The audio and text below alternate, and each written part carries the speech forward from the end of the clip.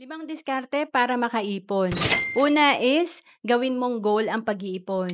Siyempre, hindi tayo makakapag-ipon kung hindi natin to priority. Mas priority natin gumastos. Dapat talaga nasa isip na agad natin, una nating ibabawas sa sweldo natin ay ang ating ipon kahit 1,000 per month. And then, pangalawa, magbawas ka ng gastusin.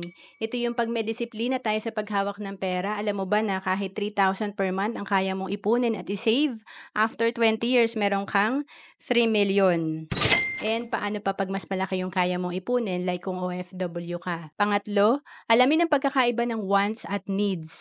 Siyempre sa simula, dahil wala tayong naiipon at kailangan natin talagang gawing tuloy-tuloy ang pag-iipon natin, kailangan check natin kung ano ba yung mga dapat lang nating gastusin. Hindi naman tayo habang buhay magsa-sacrifice kasi ang 1 milyon, nagsisimula yan sa piso na ating naitipid. Pang-apat, bayaran mo lahat ng iyong utang. Siyempre, importante na wala tayong stress or kalaban kasi ng pera natin 'pag may utang tayo, lalo na ang interest nito na patuloy sa pagko-compound.